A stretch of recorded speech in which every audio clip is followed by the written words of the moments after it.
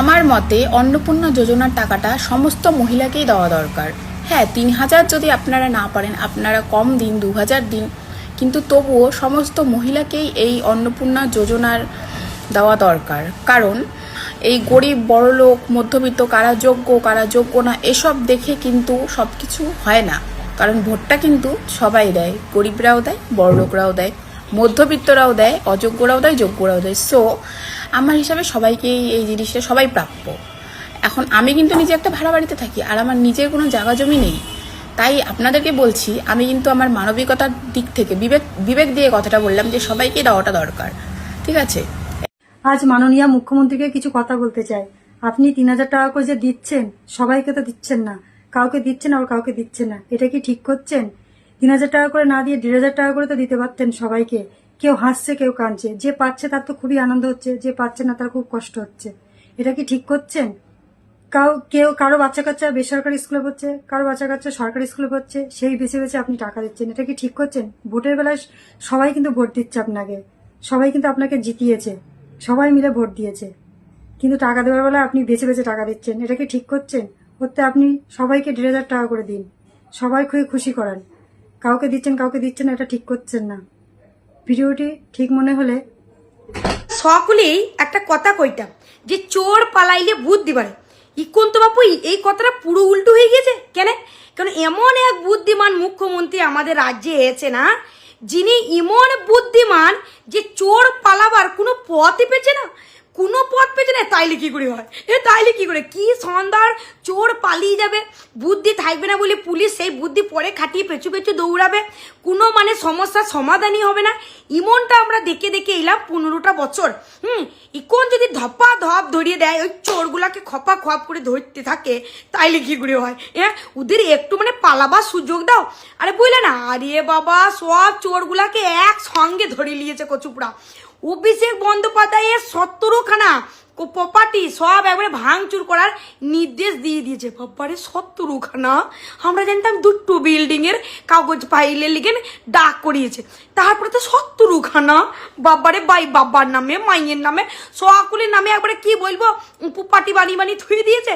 সে তো গেল বাপু আমাদের বৈদ্যবাটিতে, আমাদের চাপদানি বিধানসভার বিধায়ক অরিন্দম গুইন দাদাভাইকে কে না ভালোবাসতে বলেন তো? উড়িয়ে বাবারে পেটে তো বুদ্ধি, ৫ কাঠা জায়গার উপরে উনার জিম করার লিগেন একটা জিম কারখানা খুলেছিল।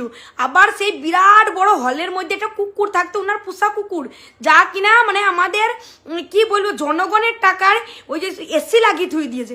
মানুষ এদিকে ভাত পেটছে না, কুকুর থাকছে এসি ঘরে, সেইটা বড় কথা নয়। এসি ঘরে থাকছে কেন, সেটা থাকুক কেন, কিন্তু তার তো একটা সীমা আছে। তারপরে আমাদের তো দিলাম গুলি মেরি দিলাম, আমাদের বিধানসভা, প্রতিটা বিধানসভায় যতগুলো আছে ঘপা ঘপ ধরছে চোরগুলাকে। এইদিকে আবার কি বলবো আমাদের সন্দীপ ঘোষ, বাবারে উনাকে নাক কানে চোখ কানে খাই দিয়েছে, দিয়ে তো আমাদের পুরনো মুখ্যমন্ত্রী তো কি বলবো হাফ পিটতে লেগে গিয়েছে। সবগুলি কিছুদের দৌড়াদৌড়ি করতে পেরেছে না, কাউকে দেখছি না দূরে, সব গর্তের মধ্যে এমনি করে ঢুকে আছে। এই চোর যদি এমনি করে গর্তের মধ্যে ঢুকে থাকে তাইলে কি করে হয় বলেন তো? চোর ছুটে পালাবে, পুলিশ পেছু যাবে, তা হচ্ছে না।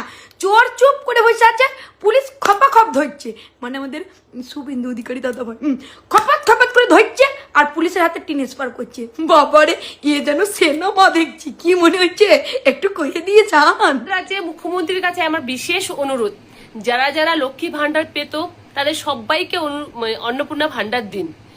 কারণ তারা এতদিন ধরে লক্ষ্মী ভান্ডার পেয়ে এসছে, অতএব তারা অন্নপূর্ণা ভান্ডার পাওয়ার প্রাপ্য, ওদের যোগ্য। আপনি বলেছেন যে পুরুষ ঢুকে গেছে, আপনি একটু খতিয়ে দেখুন। একটা লিঙ্গ বলে একটা ব্যাপার আছে, ভোটার কার্ডে নিশ্চয়ই আপনি বুঝতে পারবেন সেটা আপনি খতিয়ে দেখুন। বাকি সবাইকে দিন, কারণ সত্যি আমরা মহিলারা খুব নিরাশ হচ্ছি, খুব দুঃখ প্রকাশ করছি। আর আমি চাইছি যদি ৩,০০০ টাকা দিতে না পারেন আপনি, তাহলে ২,০০০ টাকা দিন, নয়তো ১,০০০ টাকা দিন, কিন্তু দিন সবাইকে, কাউকে নিরাশ করবেন না।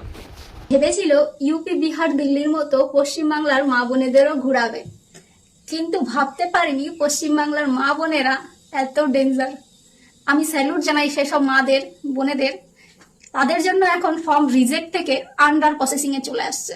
বলেছিল বেকার মা বোনেদের টাকা দেবে, যারা প্রকৃত টাকা পাওয়ার যোগ্য তাদেরকে রিজেক্ট করে দিয়েছে। অত সস্তা নয়, অত সস্তা নয়।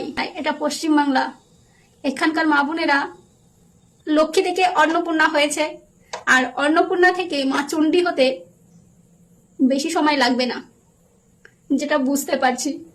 টেনশন করো না, এটা এখন যে নিয়মটা শুরু হয়েছে যে বাড়ি বাড়ি গিয়ে কিন্তু ভেরিফিকেশন হবে, এতে যারা বঞ্চিত হয়েছিল অন্নপূর্ণা ভান্ডার থেকে তারা কিন্তু 100% টাকা পাবে। এসব মা বোনেরা আন্দোলন করেছিল, তাদেরকে শতকোটি প্রণাম, কারণ তাদের জন্য এই রিজেক্ট থেকে আন্ডার প্রসেসিং এ চলে আসছে। এরপরে দেখা যাক কি হয়। খুব চালাক, সত্যিকারের। এই না হলো আমাদের রাজ্যের সরকার, চালাক না হলে হবে? যেই না দেখলো অন্নপূর্ণা যোজনার যারা টাকা পায়নি তাদের ফর্মগুলো রিজেক্ট করে দিয়েছে, সেই না তাদের ফর্মগুলো আবার আন্ডার ইনকোয়ারিতে ফেলে দিয়েছে, যাতে কিছু মানুষ শান্ত হয়, মনের মধ্যে যাতে সবুর হয় যে না আমাদের ফর্মগুলো ইনকোয়ারি চলছে, যাতে একটু হই হুল্লোড়টা কম হয়। কেননা রিজেক্ট দেখে তো মাথা কাজ করাই বন্ধ করে দিয়েছে। অন্নপূর্ণা যোজনার ফর্ম রিজেক্ট দেখে সত্যি মাথা কাজ করা বন্ধ করে দিয়েছে, যে হয়তো আর আমরা কোনোদিনই টাকা পাবো না। তাই নিয়ে যা চারিদিকে হই হুল্লোড় হলো, সেই দেখে আমাদের সরকার মশাই সঙ্গে সঙ্গে ফর্মগুলোকে আন্ডার ইনকোয়ারিতে ফেলে দিয়েছে। আজ 3 দিন হতে চললো, এখনও কিন্তু তাই দেখাচ্ছে, আন্ডার ইনকোয়ারি দেখাচ্ছে, এখনও ইনকোয়ারি শেষ হয়নি। তারপরে বলছে কি না বাড়ি বাড়ি এসে সার্ভে করে যাবে, যাদের ফর্মগুলো রিজেক্ট করা হয়েছে তারা কোটিপতি, তারা বড় লোক, কেউ গরিবই না যাদের ফর্ম রিজেক্ট করা হয়েছে। আর যারা টাকা পেয়েছে তারা সবাই গরিব, বড় লোকগুলোও গরিব হয়ে গেছে। এই যে কি করছে সরকার আমাদের বুঝতেই পারছি না। সব থেকে ভালো সবাইকে 1000 টাকা করে দেন, বারবার বলছি, সবাই একই কথা বলবে। একজনকে 3000 টাকা না দিয়ে প্রত্যেককে 1000 করে দিন। আগে যত মানুষ লক্ষ্মী ভাণ্ডার পেত সবাই পাবে সেই টাকা।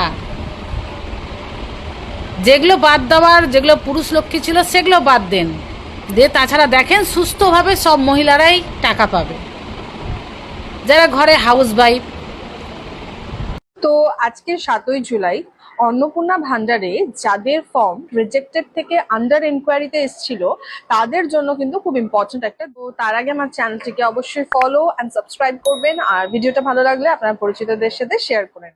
ম্যানেজমেন্ট বা সিস্টেম যে কোনো ভুলের কারণেই যেভাবে র্যান্ডামলি রিজেক্ট করা হয়েছিল, যারা যোগ্য হওয়া সত্ত্বেও যাদের ব্যাংকে 3000 টাকা ঢোকেনি তাদের জন্য কিন্তু সেই রিজেক্টেড থেকে আবার ফর্মটা আন্ডার এনকোয়ারি প্রসেসে, এবং এই এনকোয়ারি প্রসেসটা কিন্তু আগামী 10 তারিখের মধ্যে সম্পূর্ণ কমপ্লিট করতে। তো সেই জন্য কিন্তু স্পট ভেরিফিকেশন বা ফোনের মাধ্যমেও ভেরিফিকেশন শুরু হয়েছে। তো অবশ্যই আপনার ফোনটা কাছে রাখবেন, কারণ সব জায়গায় যদি স্পট ভেরিফিকেশন না হয় সেক্ষেত্রে ফোনের মাধ্যমে ভেরিফিকেশন কিন্তু হবে। জায়গায় আবার একটা ফর্ম দেওয়া হয়েছে, তবে ফর্মটা খুবই কম জায়গাতেই দেওয়া হয়েছে। আগামী 10 তারিখের মধ্যে যদি আপনার ভেরিফিকেশন কোনোভাবেই না হয়ে থাকে তাহলে অবশ্যই আপনার নিয়ারেস্ট পৌরসভা, ব্লক বা যেখানে আছে সেখানে গিয়ে যোগাযোগ করবেন যে এর পরবর্তীকালে কি আপনার রিজেক্টেড ফর্মের স্পট ভেরিফিকেশন বা বাই ফোন ভেরিফিকেশন হয়েছে কিনা সেটা অবশ্যই কমেন্ট করে জানাবেন।